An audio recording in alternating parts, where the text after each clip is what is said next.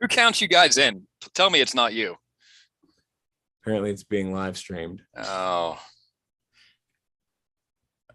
You want to start the festivities? As soon as I turn off that. What's up, Dark Judges, Desperados, and dudes in dick-shaped helmets?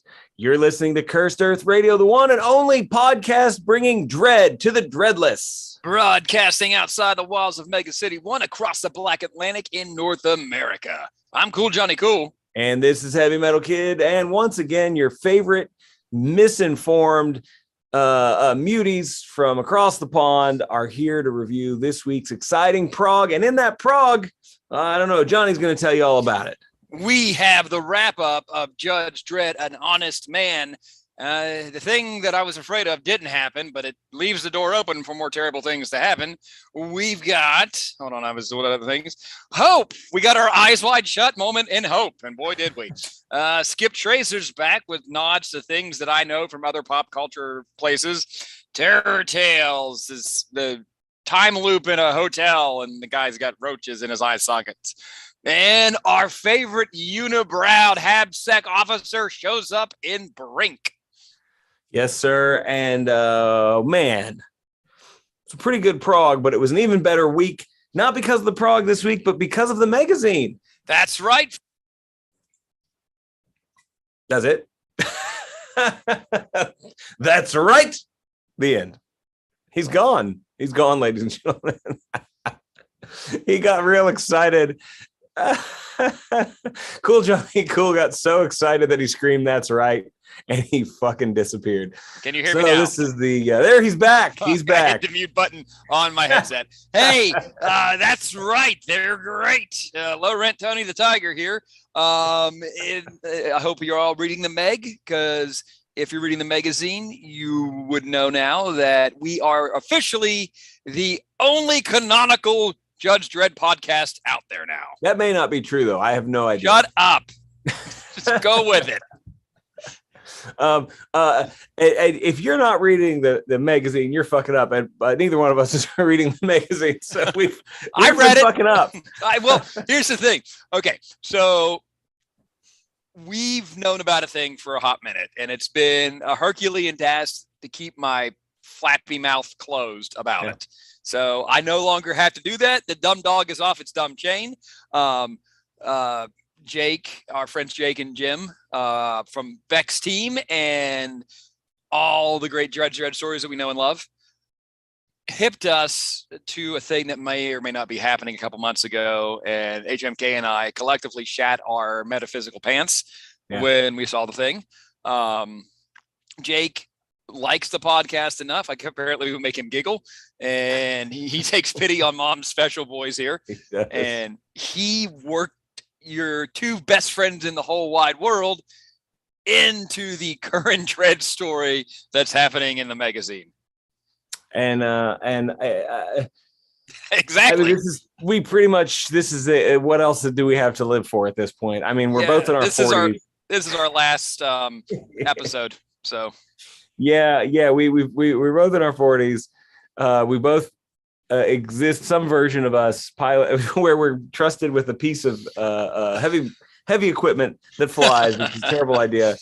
Really though, like, how fucking cool is that, man? It's like Make-A-Wish Foundation with less sympathetic people, for like dumb middle-aged men doing an uninformed podcast. But my God, Jake, Jim, you guys, I don't think we'll ever know how much this means to these two dipshits here on this podcast. Being two of the 5 Judge Dredd fans in North America to somehow crossing paths in each other's physical lives, to shouting about Dredd on a podcast that nobody's listening to meeting some of our favorite people from 2000 AD and becoming friends with them, to them shoving us into a story, even ever so briefly. I'm afraid we're going to crash that. In fact, I'm pretty sure we're going to crash that ship. We should not be trusted with that kind of hardware. I'm worried that if we crash, something would happen to Judge Hershey, who is clearly standing behind us. Clearly, that's Judge Hershey. God. That's hot Hershey Standing behind. That sounds gross. Actually, let me rewind and say that again. That's clearly a sexy version of Hershey and not Judge Maitland standing behind us, right? You know, if you look at Maitland in that shot, you can tell that she's had to listen to our dumbasses shout wiener for the whole trip out to this coral castle that we're sailing to rescue Joe. And she's hoping we crash, and she's the only survivor. If we're pilots, we definitely have our Top Gun moment where we go, I feel the need for wiener. And she's like, what? You said that getting onto the thing. I keep saying it, and she's just had it with our shit at this point. Yeah. We're even less informed about the mission than we are about reading the Prog. So I don't know how we got the gig. It must have been take your idiot son to work day, and here we both are. Yeah. I was a reader of the magazine until I could not keep up with the magazine. But now I'm like, I just need to go back and read every connecting piece of tissue to this because I feel like it's something I need to know about now. Well, this branches off. Remember the Atlantis story we read earlier this year, where this is branching off of that. This fills in the gaps of what happened after water rushed in and flooded everything, and we assume Joe escaped, but we actually get to see what he went through while escaping, and it looks like he's going to have to put up with two idiots at some point. Well, let's face it, we really need to just chronicle this whole story on an episode at least, because I feel like we're part of it now. It's a two-parter, and here's my fun story about the Meg last night. Like I said, we've known for a hot minute that this was coming, and it was like I said, a Herculean task to not spill it, because God knows I made it my profile picture as soon as I downloaded it. Like no breaks. I said, I'm going to buy it because I just want to see if by chance a little bit of it shows up in the first part, because Jake told us we were in part 2, but here we are at the end of part 1. So I go to buy, and it's like $3.99. I'm like, I'll get the digital, no big deal. Yeah. I go to checkout. In my cart is a phantom 50% off coupon. Are you kidding me? I swear to God.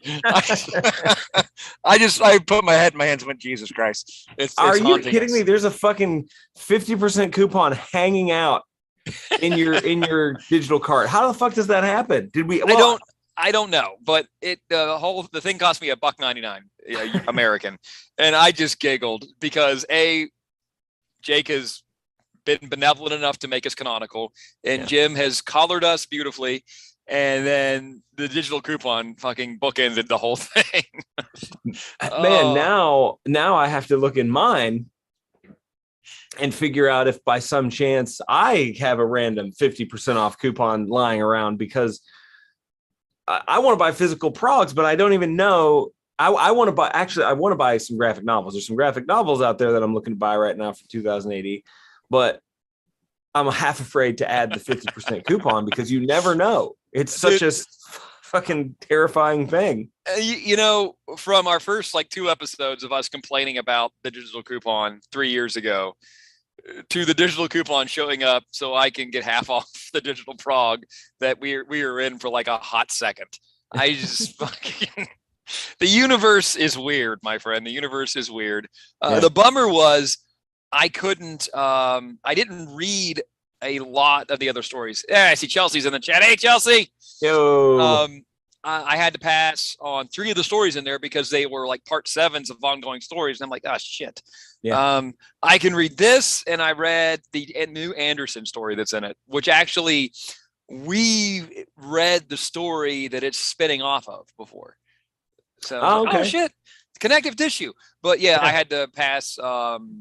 What's the Western one that we? Is it Flesh? You're talking about Flesh. Lawless. Oh, Lawless. Okay. Yeah, because that's part 7. I was like, damn it, I want to get back into Lawless. I really enjoyed that. I'm thinking since the Meg is once a month, we could probably do it. Well, here's why we probably could do it, because we've already said, and I've started the wheels in motion. That it does look like we're going to. I'm going to have another open day. In other words, Fridays at a decent time might start being our broadcast time, starting like after my band gets back from tour ish. If that's the case, if Fridays becomes a thing, then it is possible that we can do that, because as is right now, what's happening is, for the most part, it's like, after work, it's like after work, I've finished work immediately, and then it's right onto the podcast. And sometimes sometimes it can just be an iffy situation, and that will all be remedied if everything goes through. So, I on my end, it's going to go through. So yeah, man, we're hoping we can pick up the pace, and maybe I don't think quality control is going to be engaged at any point. Why would we start that now? But maybe doing more stuff that we wanted to do. Like, I really certainly miss what we used to do when we would like go through Dredd time stories, or when we would go through like a nice trade or something. So maybe we can get this thing off of life support and down to the step down unit. We'll see. Life support. I think we're more relevant and doing better than we ever have, even as ramshackle and slipshod as it is. Yeah. Relevant, maybe not, but we're here. When we're doing a Judge Dredd podcast, why? At what point did relevancy ever come into it? When you said we were more relevant than we've ever been. Did I? Don't listen to me.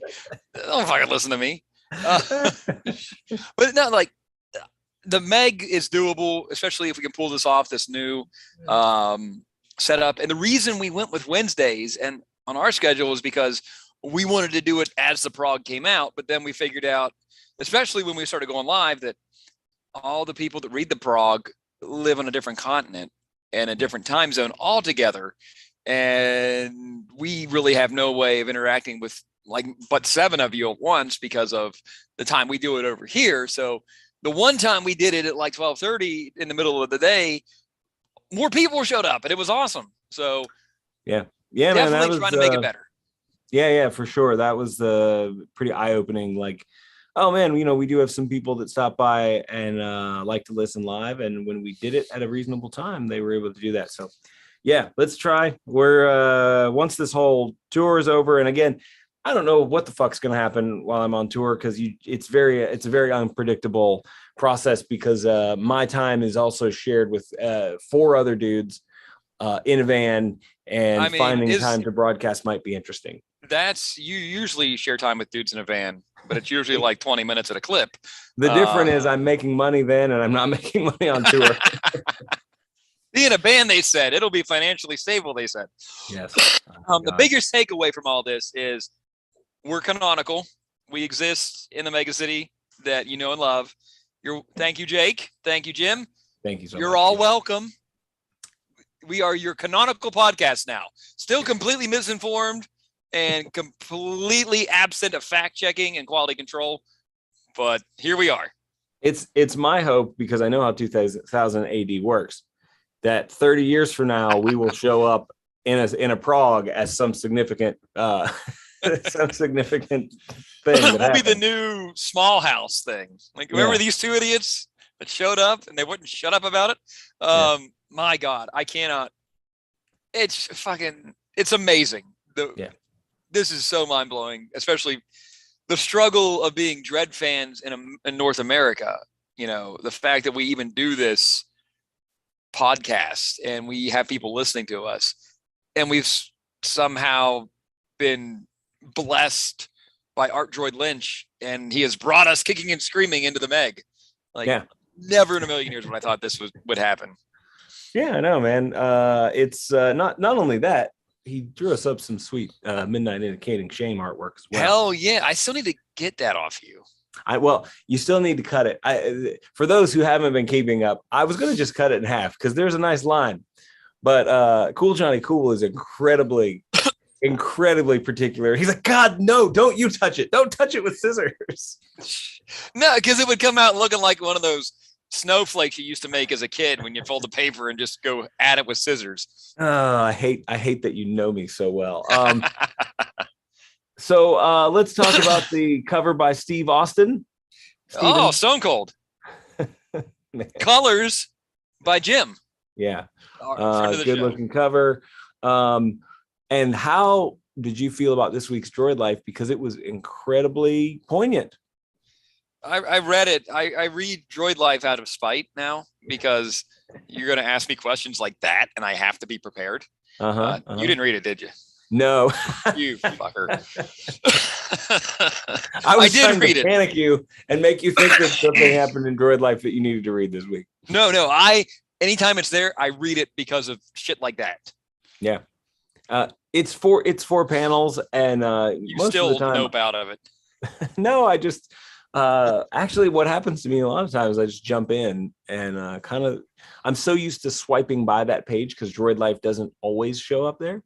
I usually go my eyes go, who did the cover, what's the artwork, and then I swipe, and here we are. So if you read the Tharg note, you can tell like what stories are coming, what stories are ending this week. Oh, that explains why we never know what the fuck is coming and what's ending. I read the Tharg note. Hey, SJS is in the chat, just so you know. All right. Don't tell him. Maintain. Put your pants on. What'd you think of An Honest Man? Boy, does this leave the door open for terrible things for Asher. Not as terrible as we suspected, though. We thought he was going to go down at the end. Hey, your question was answered. We know that he can indeed go back to Titan this time for life. Yeah. So what would be the least worst outcome of this? Going to Titan for life or just catching a bullet? I know, as is, he's kind of just living the Forrest Gump life here at the end, sitting on the bench, waiting to see what happens. Nice open-ended ending where we can, and I guarantee you, we're going to catch up with Asher again sometime in the future. We could. There's so many possibilities because the facial reconstruction people didn't show up. He has no money now, but who knows what happens? Does he live as a fugitive? Because he certainly could. He could 100% find another way to make money. He's a resourceful guy and get facial reconstruction. He could show back up like that. So I don't know. It definitely leaves it open for something. And I'm glad that this character survived because I like this character. I didn't want to see bad things happen to this character. No matter what happened throughout this entire thing, I can certainly, like, it's nice to have any sort of character who was a judge, you know, at some point showing this level of remorse. And it's true remorse. Yeah. I mean, I really expected him to get killed in a hail of gunfire at the end of this. I also hope if we see him again, he does get the facial and cranial reconstruction because that hat is ridiculous that he's wearing at the end. Oh man, you know what?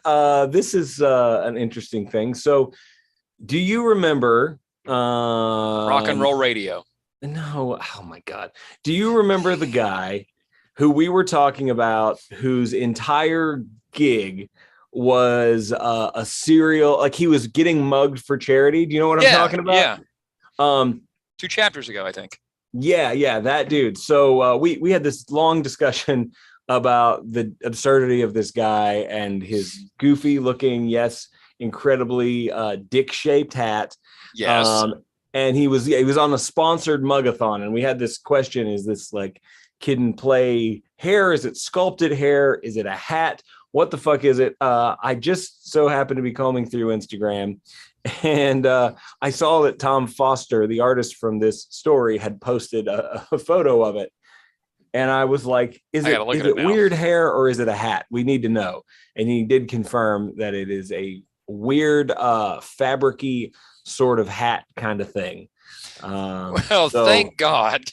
Yeah, so I've put that mystery to bed. Chelsea, our friend Chelsea in the chat, is now she said she was disappointed by the ending. I wouldn't say I was disappointed by the ending. I was just glad that this character survived because I like these sort of characters that we can weave into Mega City 1 and then they can show back up. And this, I don't know, man, I feel like we've spent a little bit of time with Asher, and to have him go down in a it definitely couldn't have been like, you know, defending the judges or something. Like there was a part of me that worried about that he would, try to make it right by, killing the bad guys and defending the judges, or saving Dredd, jumping Well, in he front of the tried to bullet. save Purcell, but Purcell was too much of a bag of dicks to Yeah. listen And to him. it's like he doesn't want the rookie to die. Like there's this idea of like the guy can change.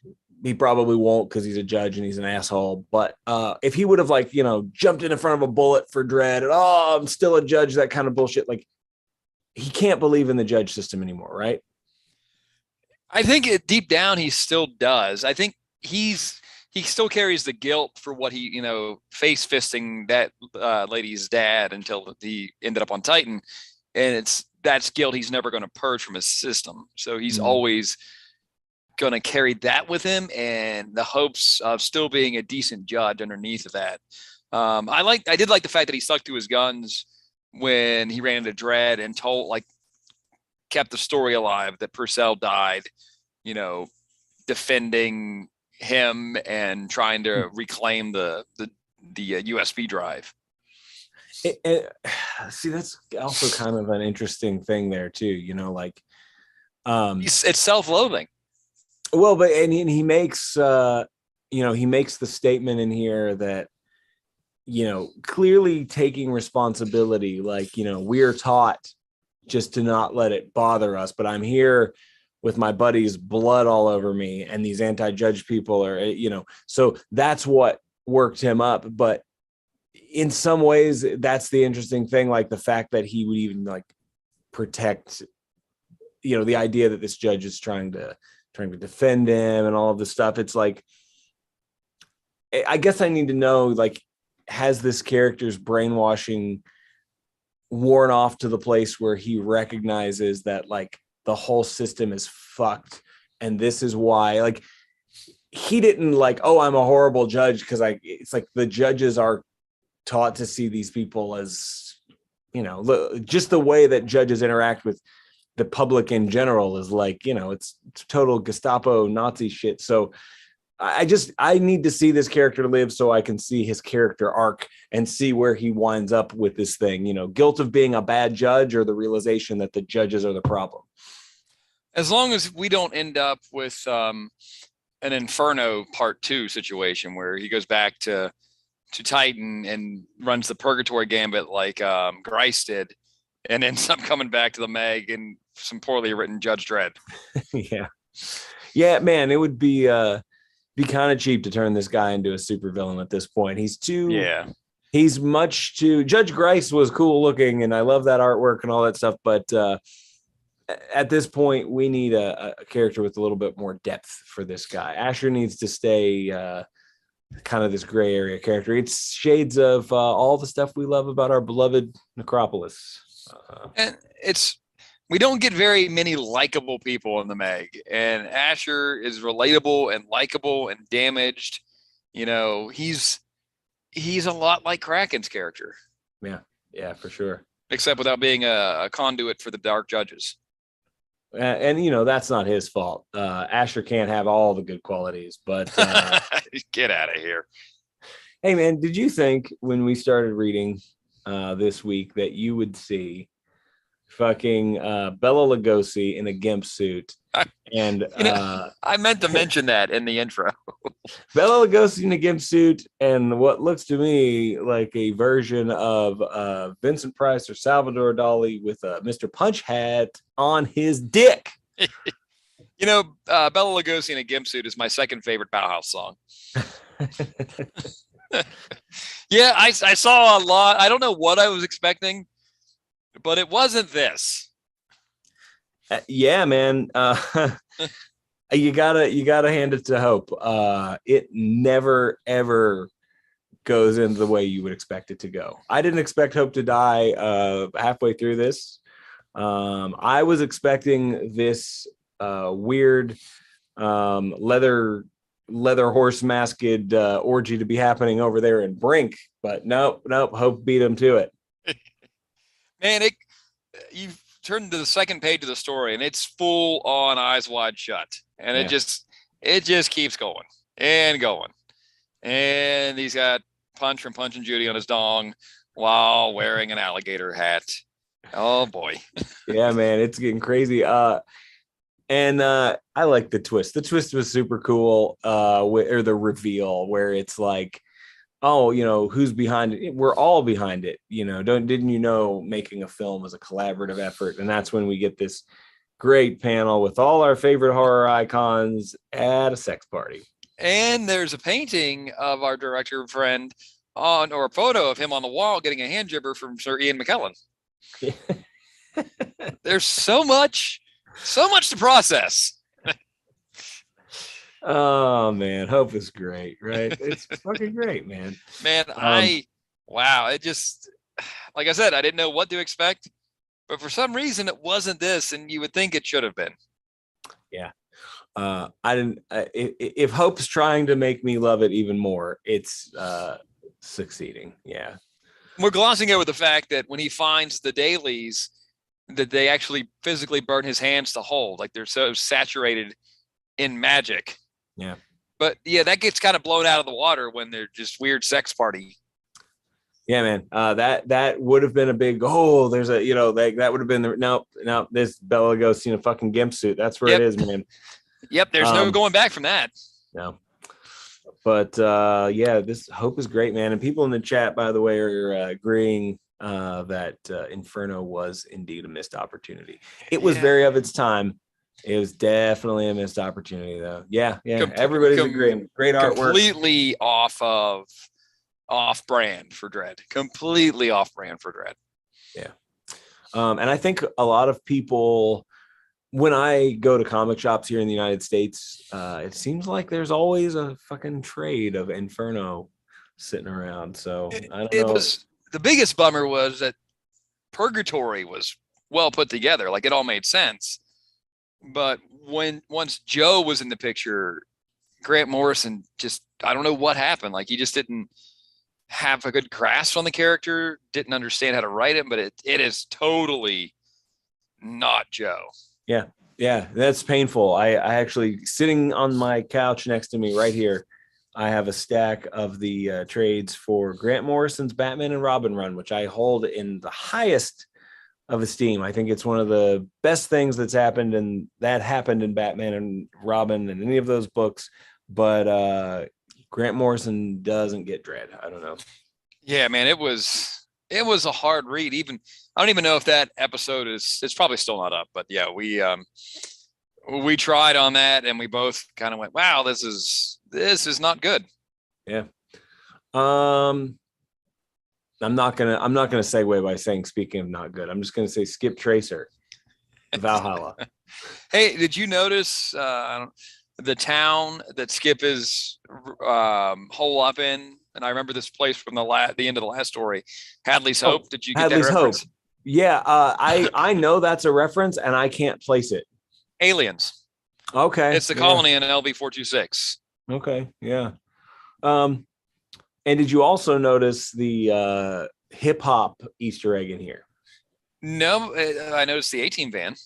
His daughter is literally the Lady of Rage with her Afro puffs, and she's raging out. I think I'm going to choose to say that that's a homage to Lady of Rage. I know not. She's one of your favorite MCs, so go with it.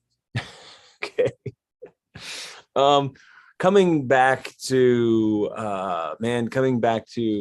this story, or this character, Skip Tracer, after having gone a ways with Skip Tracer and never connected, I don't get the feels that maybe some people who would really like this, but I do know where we're at. I know what we're doing for the most part, and this is the last one, so I'm really going to try my best to sort of really read this with the intention of understanding it's the final chapter and following all the way through.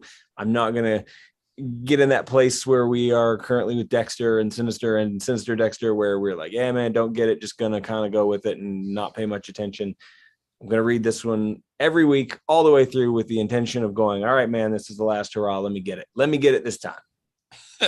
I hope Analog Eddie from Somewhere in Time / Deathlock shows up again and is ineffectual and just Oh, really for sure. does You're nothing. speaking of our boy Nimrod. I do remember Yes. that. Yes. Yeah, there were a lot of references here in the beginning, and I don't know, man. What is it? What is it about Skip Tracer? I'll tell you what he's missing now is cool shaved designs in the side of his head. So he's already a step down from the coolest level he was before. I had line shaved in the side of my head back in the day when I had hair to shave it into. You probably still have hair there. Yeah. Wouldn't that be cool? Do the horseshoe with the line shave? That'd be awesome. The Jean-Luc Picard meets Vanilla Ice. Yeah, no, I'm good, fam. Yeah. Who doesn't think Jean-Luc Picard is the most handsome man on the planet, right? Everybody. Well, I'm not saying he's not handsome. I don't have the gravitas to rock that and not feel terrible. Nobody does. Nobody has that. He has it. Well, besides him, he's the only one that has that kind of gravitas. Yeah. I don't know. Devin Townsend did the skullet there for a while. Yeah. When I saw Mayhem live, their fucking singer was doing something, man. He had like a really tiny horseshoe shaved. It was something else, man. I never seen anything like it. Just let it go at that point, man. Yeah, I feel like there was some reason for it, but I don't know.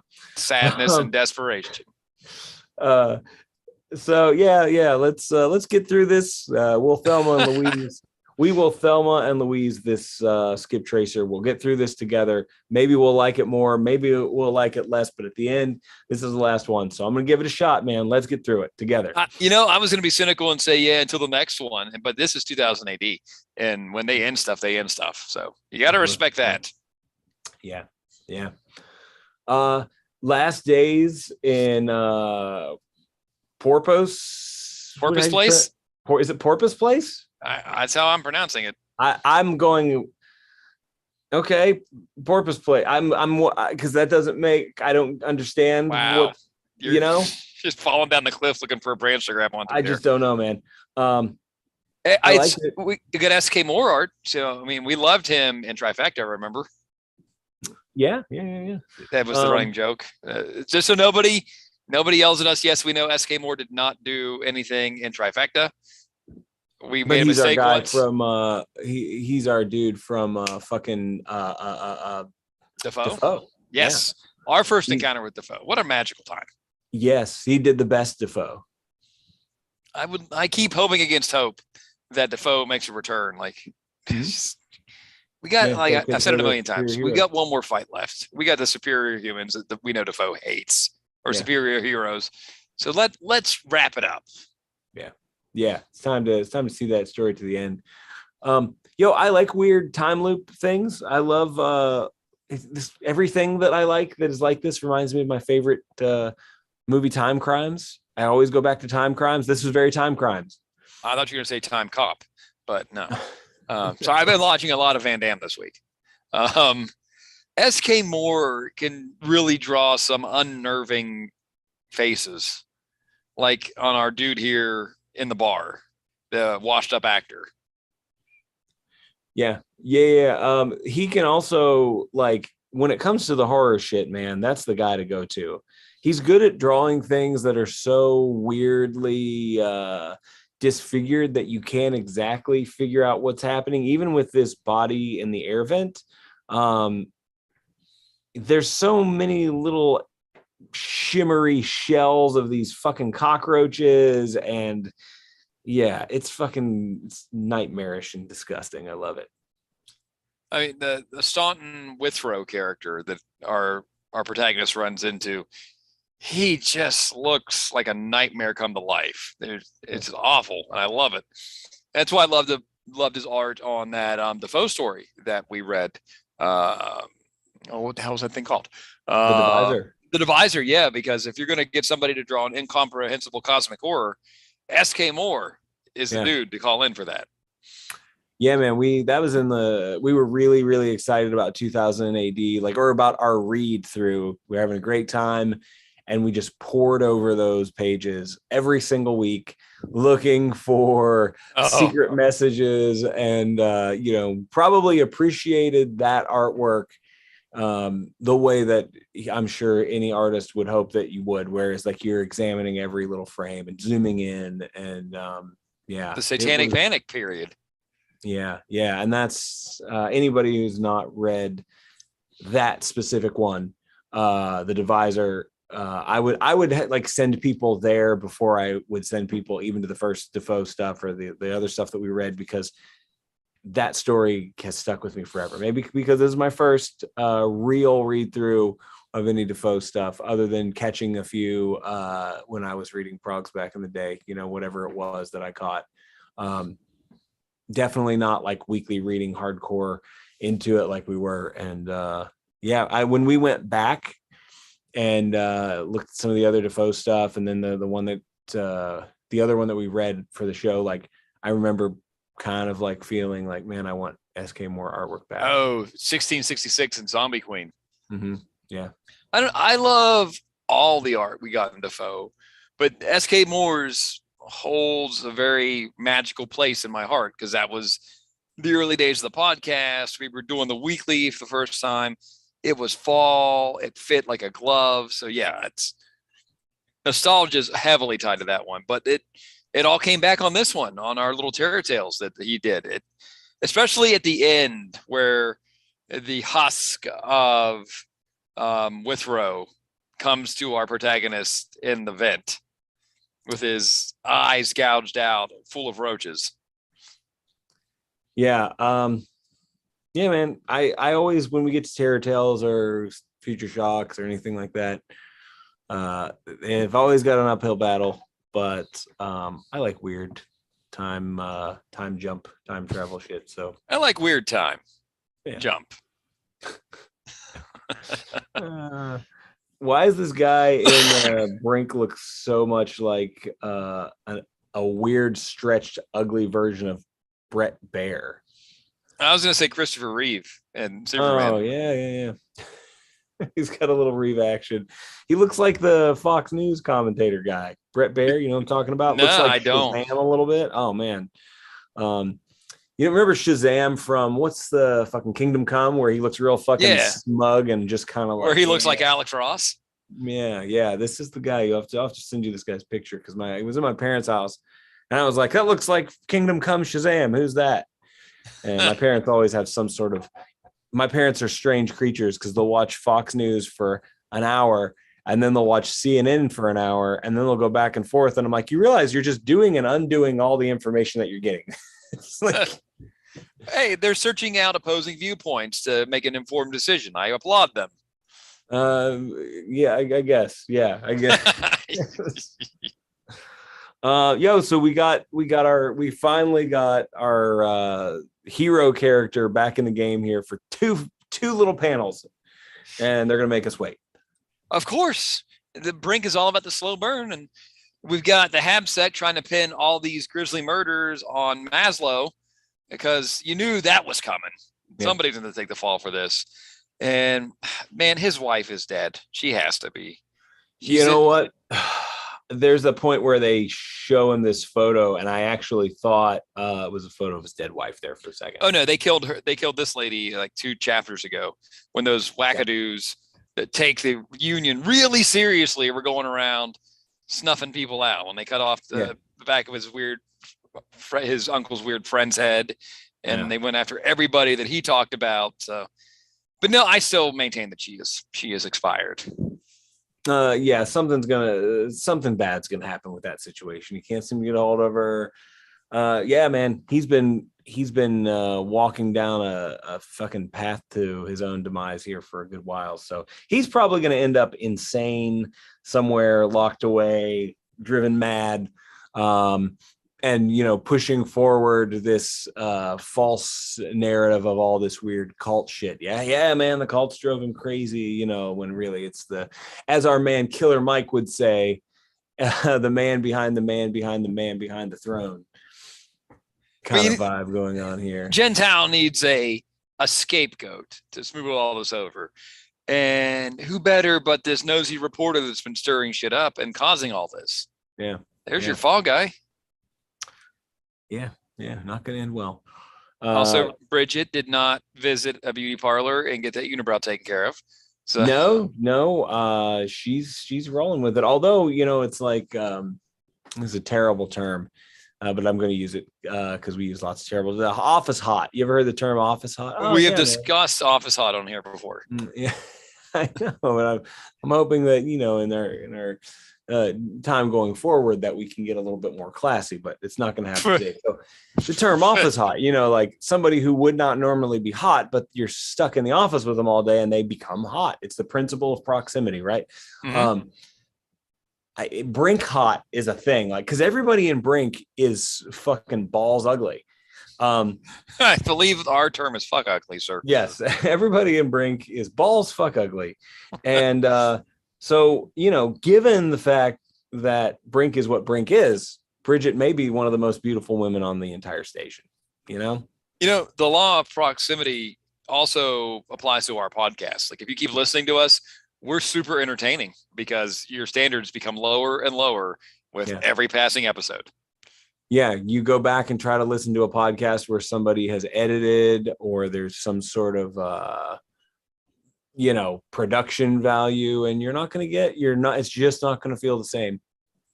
We are the punk rock podcast where we have no talent and we're just trying to make some noise. And hey, we have 199 subscribers. I saw that. I mean, we're catching on slowly but surely. So let's see. Smash that like button. What do they say on YouTube? Smash the like button.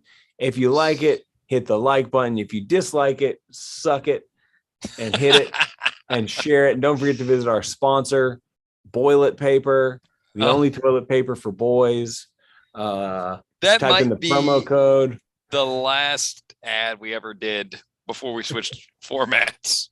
I think it was. And I ended up using it in other things too. Boilet paper lives on. Certainly does. So how about this? For when we get 200 subscribers, we're going to do a contest. No. And the contest is whoever is the 200th subscriber gets a free roll of boilet paper. And all you have to do is type in the promo code boilet paper free. If you can find the website, you'll get a free roll. Oh, I hate our podcast. Yeah, me too.